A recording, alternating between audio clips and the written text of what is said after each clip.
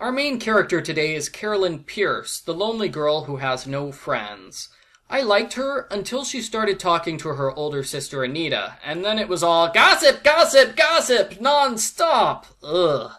I guess Carolyn is like the Jar Jar Binks area from Star Wars. It was interesting and really neat looking until the characters opened their mouths and then it's a no good. Argo Funk Book Review, Argo Funk Book Review. Carolyn Pearce is happy because for the first time in her life she's fitting in. Or at least people are talking to her. It's an improvement, and it's all because of her wonderful boyfriend, Adam. One problem, Adam doesn't exist.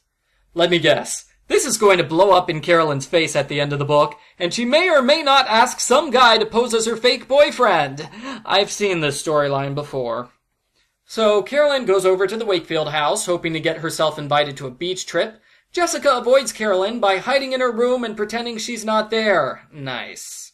While Carolyn leaves, she finds a scandalous piece of paper in their trash can.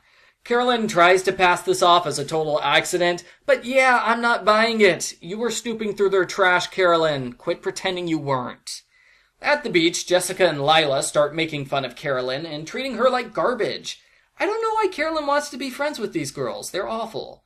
Carolyn gets revenge by showing off the scandalous piece of paper. It is a job offer. Mom got a job offer in San Francisco, and now the Wakefields are gonna move away forever! Jessica calmly asks her parents about the letter, and no, I'm just kidding. She starts shrieking and insulting them for making decisions without her input, because it's all about Jessica, Jessica, Jessica, Jessica! Because yelling at your parents is gonna make them happy with you. Elizabeth sides with Jessica on this one, and the two girls come up with a scheme to stay in town. Oh no, Elizabeth, don't join one of Jessica's schemes. You're supposed to be the good one. The scheme is pretty weak. They get some tourist letters mailed to their house, and they say bad things about San Francisco. That's all. Surely Mom and Dad won't see through that sneaky plan.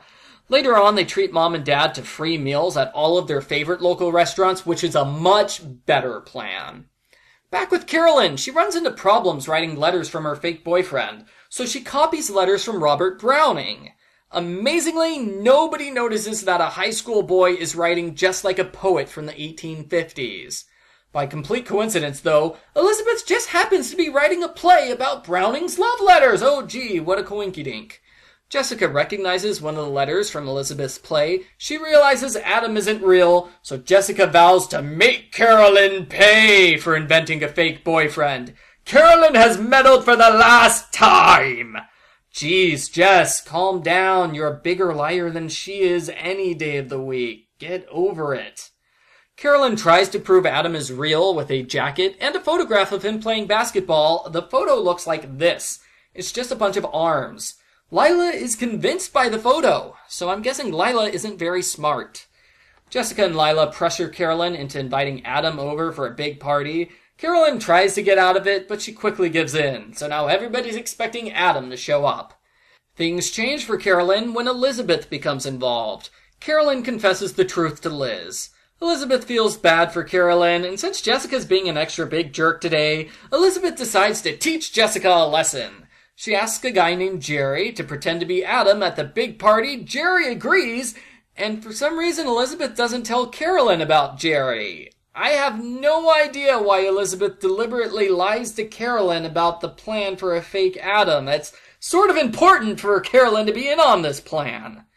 Carolyn also confesses the truth to her older sister. They have a heart-to-heart talk, which is 2 full hours of Anita explaining every bad thing that Carolyn's done.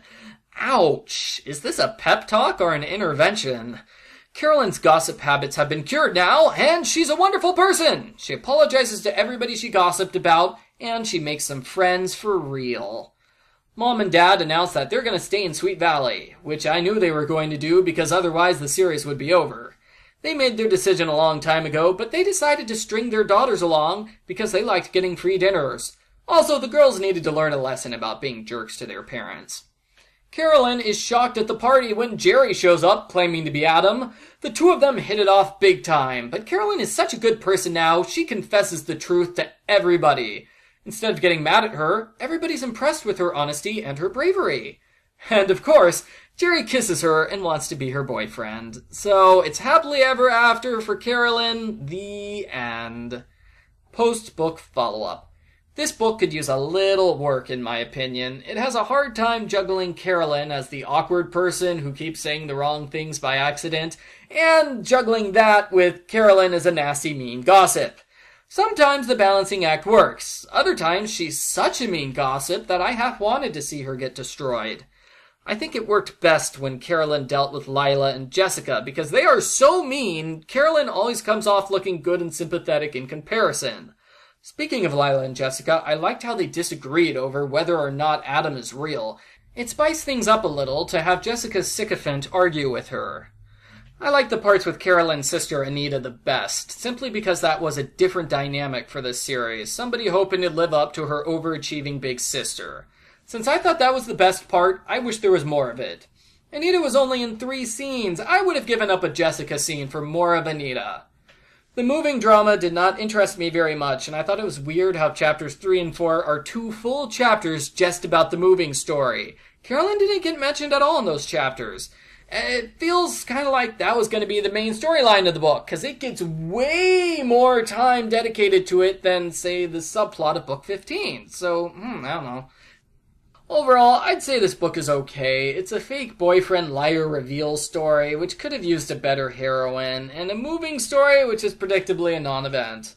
I'd say it's a good effort, but it comes across as a below-average entry in the series. I give Sweet Valley High number 17, Love Letters, a 4 out of 10.